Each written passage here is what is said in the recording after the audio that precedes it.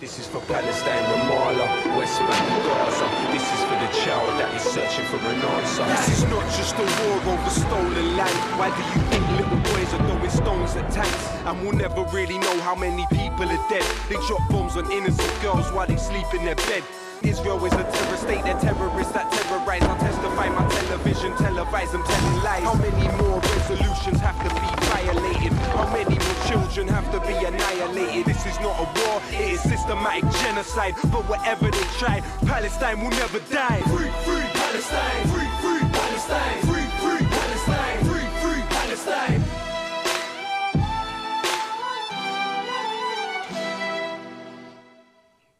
Hello, I'm Chris Williamson, and you're watching Palestine Declassified, where we expose the Israeli regime's global war against solidarity with the illegally occupied people of Palestine. In today's show, we'll be investigating who's behind the Together for Palestine concert that's being staged at the Wembley Arena on the 17th of September. In our first report, the Tiferet Chakra takes a look at who's involved beyond the artists who will be performing there, and has some surprising revelations about a number of the behind-the-scenes individuals and organisations. A huge concert is planned at Wembley Arena in London under the title Together for Palestine. A long list of acts are performing, including Brian Eno, Damon Albarn, Hot Chip, James Blake, Jamie XX, Paloma Faith, and Nai Barghouti. The Together for Palestine event website says, every penny donated will go to supporting Palestinian-led humanitarian organisations, saving lives under fire. All funds will go through Choose Love, a UK-registered charity who supports local partners in conflict zones. So who gets the funds? It doesn't say. If we look on the Choose Love website, we find that the charity has partners in both what it calls Israel and what it calls the occupied Palestinian territories. Its Israel partner is the New Israel Fund, a Zionist funding mechanism which claims to be interested in human rights, but will not support even mild actions like BDS. Amongst its Palestinian partners are the International Rescue Committee, an organisation headed by former British Foreign Secretary David Miliband and set up originally by the CIA. Choose Love is based in the UK and the US, and amongst its many funders in 2023 were Combined Jewish Philanthropies, Goldman Sachs Gives, Jewish Communal Fund, Kahane Foundation, Open Society Foundations, and Shapiro Foundation, all of which are Zionist, and the Rockefeller Brothers Fund, widely known as a CIA pass-through. Choose Love says that it is administered by an innocent-sounding group called PRISM the Gift Fund. But further investigation reveals an altogether different picture. PRISM the Gift Fund was set up by Ann Joss. Joss is described by the Jewish Chronicle as an Orthodox Jew who co-runs private equity firm Regent Capital with PRISM co-founder Gideon Lyons. She ran the Zionist funding agency, the New Israel Fund UK, in the 1990s, and when younger, she traveled to occupied Palestine and spent time at a religious seminary, as well as having been chair of the Manchester University Jewish Society, which is the Manchester branch of the Zionist Union of Jewish Students. The charity operates as a donor-advised fund, a mechanism to obscure public knowledge of where funding for recipients originates. The charity, unsurprisingly, is deeply embedded in the Zionist movement. It runs the activities of the Jerusalem Foundation, which is engaged in ethnic cleansing in East Jerusalem, as well as at least two other Zionist family foundations. The Bluston Charitable Settlement, of which Ann Joss is a trustee, and the Pels Trust, which also give to the IOF and other genocidal charities. Have Brian Eno and the other artists involved been hoodwinked? As usual, I'm joined in the studio by David Miller, who's the UK's foremost scholarly critic of Israel and our resident expert. He's a co-director of the lobbying watchdog Spinwatch and a senior research fellow at the Centre for Islam and Global Affairs at Istanbul Zeyim University. And I'm delighted that Vanessa Beeley is joining us once again as our guest contributor today. She's a highly respected and courageous award-winning British investigative journalist, and you can catch much of her output on UK Column and beely.substack.com. Welcome to the show. David, I wonder whether you're disappointed in any way by the revelations about who's behind this Together for Palestine concert. Well, I'm perennially disappointed with the Palestine Solidarity Movement, I have to tell you.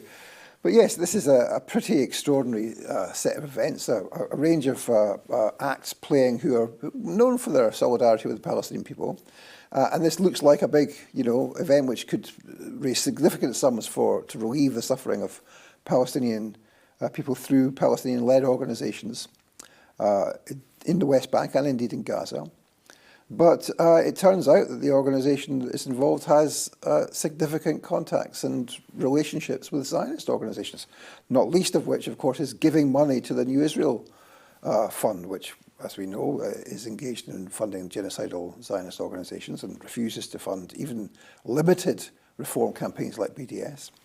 And also that it has significant funds coming from Zionist organisations, including some of the big Zionist philanthropy foundations in the US and in other places. So it's very disappointing to see that, and it really makes you wonder whether there is any part of the Palestinian Solidarity Movement as it's currently constituted, which has the liberation of Palestine and the ending of Zionism in sight.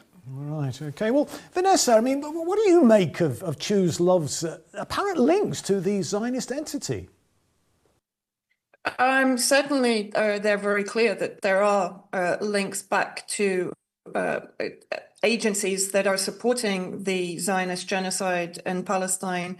This shouldn't be surprising because in reality, the Zionist entity and the Zionist movement have been infiltrating British society and British soft power NGO complex for years in order to effectively bring about the destabilization of the region and the final solution, as they describe it in Palestine, which is the ongoing genocide that we've seen, of course, since 1936 onwards, but in intensification since the 7th of October.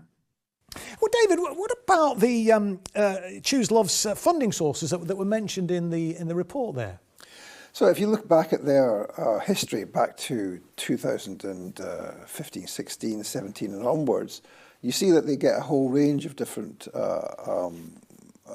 organisations giving them funds, including a lot of Zionist foundations, some of the big foundations in North America, the big Zionist foundations called the Jewish Philanthropies and others, and including also some British Zionist foundations who have been giving them money.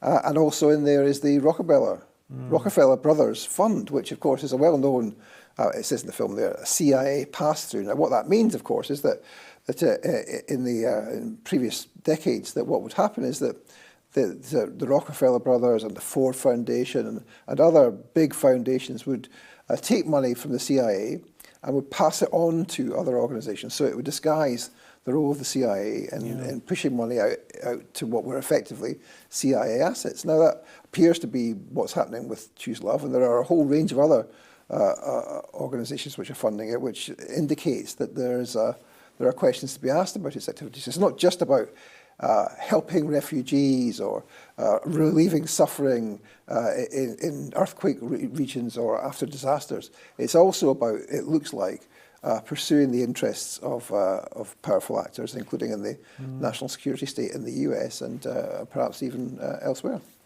Yes, it is. Well, Vanessa, do you think Choose Love should be transparent then on who will receives the funds that's being raised or will be raised by the Together for Palestine concert? Yeah, of course it should. And actually the organisers of the concert and any affiliates of Choose Love should be demanding transparency. When one looks at the sponsors of Choose Love, It is heavily infested by Zionist or supporting organizations and those that advocate for Israeli supremacy in the region. And therefore, all transparency should be demanded from Choose Love as to exactly where those funds are going. When they're focusing on what they term a refugee crisis, but not focusing on the cause of that refugee crisis, questions need to be raised. Well, David, I mean, do you know what's going on with PRISM, the gift fund, which I understand is actually no longer involved with Choose Love? I mean, does that separation indicate that Zionist influences have been removed? No, as I've been saying, there's tons of Zionist money going into Choose Love itself, but this relationship with PRISM, the gift fund, was really very interesting. It appears to have stopped from the 1st of May 2024, when the charity Choose Love has declared itself independent. Now, what would happen before is that the PRISM, the gift fund, would tax the income, and so it wouldn't all go on to the donors, the donees. Sorry, so, but PRISM, the gift fund, is a really very interesting organisation set up by this Zionist hedge fund manager, and Joss, who also is a trustee on some charities which give to genocidal Zionist organisations, both the occupation forces and indeed illegal settlements. And PRISM, the gift fund itself, actually runs the operations of some of these charities, including the Peltz Trust, which is one of them, and the Blueston Charitable Trust as well. But most notably, and there's tons of others, actually, if you look at our website, powerbase.info, you can see the entry for the PRISM, the gift funds, gives a whole range of charities they fund. But the most important one to mention, just so people understand, is that it runs the funding operation of the Jerusalem Foundation, which we've, of course, talked about in this show before. Yeah. It has a UK branch, it has branches in other countries, and it directly sends money to colonise East Jerusalem and to make sure that the Palestinians are pushed out and ethnically cleanse East Jerusalem. And this should be an organisation which should not be allowed to function, far less it's actually run by this other charity, which allows people to pass money through so you don't see where the money's coming from. Sure, right, okay. Well, Vanessa, I mean, what's your thoughts then on Choose Love? I mean, they seem to give to Zionist recipients like the New Israel Fund and also to the so-called liberation of Syria. Look, any organisation that supports the so-called liberation of Syria should be considered questionable. When we look at what has happened in Syria since December 2024, we've seen the destruction of Syria's sovereignty, its ability to defend itself against the Zionist entity, with collaboration from the new Al-Qaeda government headed up by Jolani and Assad of Israel and the West and of all the hostile states that have brought about the downfall of Syria. What we've seen is the expansion of Israel, of course, into Syrian territory, the bombing on a regular basis, even recently, of Syrian installations and infrastructure. So any organization that is supporting the so-called liberation of Syria is effectively enabling Zionist expansionism and takfiri massacres and genocidal intent in the region also. Well, our next report delves into the activities of two of the directors of Together for Palestine. In the small print of its website, Together for Palestine discloses that the event is independently organized by T4P Events in aid of Choose Love's vital fundraising. What is T4P Events? It's a company registered at Companies House on the 29th of May this year. It has two directors, Anna Catherine Nolan and James Sadri. Let's have a look at their background. James Sadri says he is a migrant and has 3 links on his Instagram page to campaigns he has worked in, as well as T4P Events. There is Led by Donkeys and the Syria Campaign. The Syria Campaign is a public relations outfit created to give PR cover to the British intelligence operation known as the White Helmets, which involved itself in war crimes in pursuit of regime change in Syria. Perhaps the most famous Syria Campaign output was Killing the Truth, a dossier full of lies intended to suggest that skepticism about fake chemical weapons attacks in Syria were Russian disinformation. Anna Nolan was also involved in founding the Syria Campaign. In fact, Nolan claims to have been on the advisory board of the White Helmets since 2019 and is still on it. In 2017, she personally went to collect the Good Housekeeping Women of the Year award given to Syrian heroes described as the Women of the Year White Helmets. Obviously, the publicity did not mention the most senior woman in the White Helmets, Emma Winberg, who ran the operation and is a serving MI6 officer, as was revealed after her husband, James Lemesourier, was found dead outside their flat in Istanbul while she reportedly slept. The Syria Campaign also received support from the U.S. intelligence community, funneled through the Rockefeller Brothers Fund and the National Endowment for Democracy and other sources. This is indicated by Nolan's history with regime change propaganda, which goes back before her involvement with the Syria Campaign. In fact, she spun the Syria Campaign out of a PR firm called Purpose in 2014. At the time, connections between Purpose and the Syria Campaign were denied as a crank conspiracy, but now Nolan publicly admits that she worked on the Syria Campaign while still at Purpose. In their 2024 Impact Report, Choose Love admits that it gave the White Helmets over $500,000 to put on their fake show of digging for secret prisoners in Sitnaya prison after the fall of the Assad government. Even the White Helmets had to admit that their operation failed to find any secret areas or prisoners. $500,000 wasted. Why is Choose Love using a firm with British and U.S. intelligence connections to run a pro-Palestine music event? Well, David, what would you say to those who claim that the views and actions of these people on Syria, isn't really relevant to Palestine? Well, first of all, of course, the question of Syria is tremendously relevant to Palestine. The collapse of the Assad government was a key element of the axis of resistance, which is the only thing which can seriously, materially challenge the Zionist entity. But second of all, this is an operation which was run and directed by MI6, which is an intelligence operation, which makes these people, both of the directors of this firm who are put on this event, actual MI6 assets, if not themselves agents. And of course, they've also had involvement with American intelligence, the National Endowment for Democracy, as well as the Rockefeller Brothers Fund. The NED is known as a face for the CIA after the CIA was previously exposed for passing money through organisations like the Rockefeller Brothers Fund in the 60s. Sure. So this is deeply, deeply concerning. And it's clearly of relevance because you have to ask, why are MI6 or MI6 assets involved in putting on an event which is supposedly for Palestine? Very good question. It doesn't make any sense at all. No, indeed. Is it part of some sort of sophisticated ruse, isn't it, then?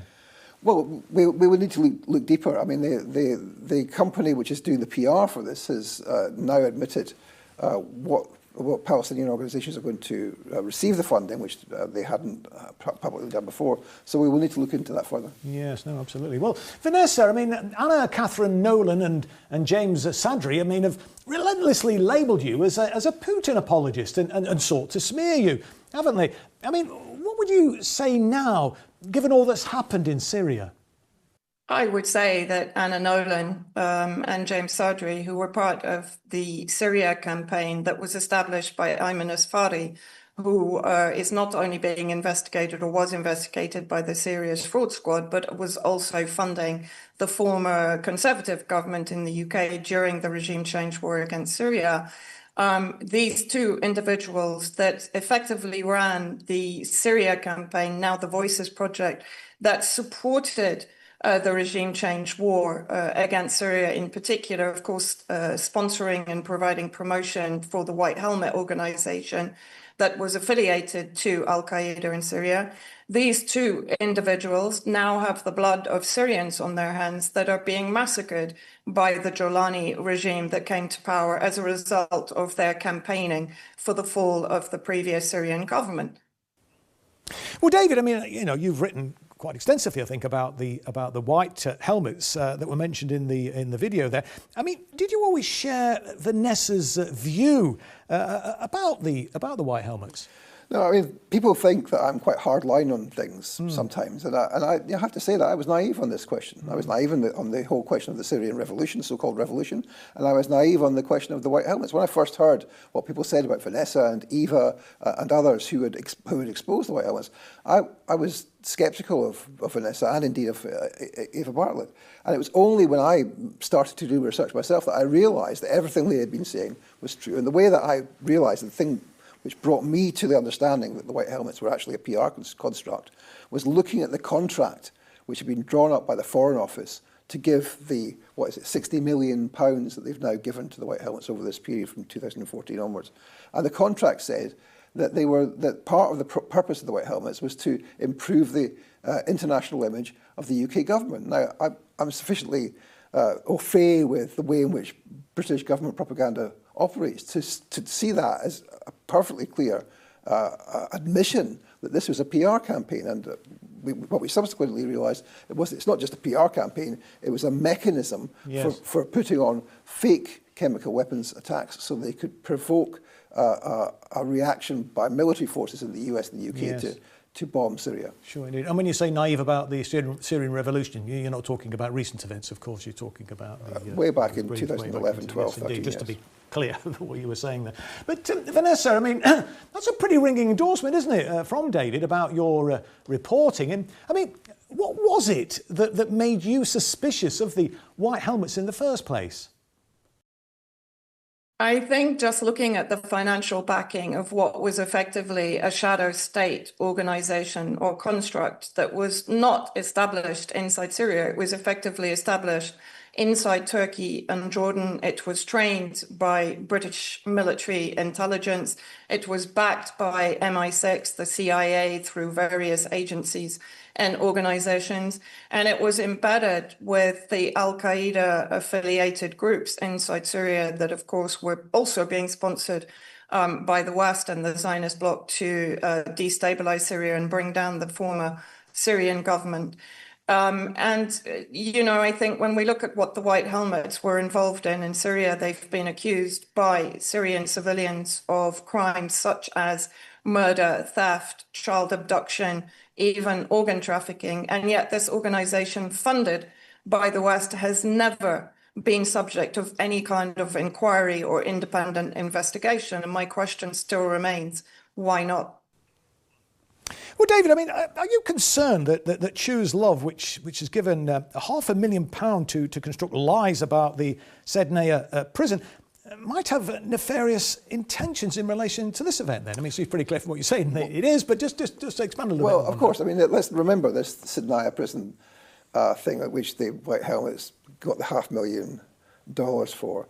Remember, the government of Assad had fallen and the prisoners were released from Sednaya prison. And there was this big operation. They said there would be 30,000 bodies or secret prisoners in secret sections of the prison. And it turned out that there was one person who was this secret prisoner. And they brought this secret prisoner out and he was interviewed by CNN. And they then discovered he wasn't actually a prisoner in the prison at all. And the whole thing was a fraud. And they found not one single secret prisoner, not one single secret area of the prison. And they spent all that money just for propaganda to emphasise that this was actually a so-called liberation, as Choose Love call it, of Damascus, as opposed to a Western regime change. Yes, indeed. And the corporate media curiously silent about the reality of what was found there. But Vanessa, I mean, just finally, do you have a message for the organisers of the Together for Palestine concert? Yes, of course I do. I would suggest that they look very deeply into the funding and the background of the organizations that are behind the concert, and they should be raising questions about where the funding will go. Their good intentions may well end up entirely wasted if that funding ends up in the hands of either soft Zionist organizations or hardcore Zionist organizations. And also remembering that, for example, Together for Palestine, the two founders of that organization, Nolan and James Sadri, again, I repeat, are responsible for the narratives that finally brought down Syria. and are now responsible for the regime in Syria that is destroying the Palestinian movement within Syria itself. So they are not friends of Palestine. They are not friends of the region. They are not friends of the resistance against the Zionist bloc in the region. And therefore, if you want your funds to go where it should go, which is to Palestinian grassroots organizations, then you should be raising questions. Well, that's all we've got time for today, but we'll be back next week. I'd like to thank our guest, Vanessa Beeley, and of course our resident expert, Professor David Miller. You can follow the show on X, Facebook, Rumble and Telegram, where we post regular clips and updates. And if you're unhappy about the pro-Israel propaganda that's routinely churned out by the corporate media, consider sharing our content on your social media platforms. So until next time, when I hope you'll join us again on Palestine Declassified, this is Chris Williamson saying bye for now.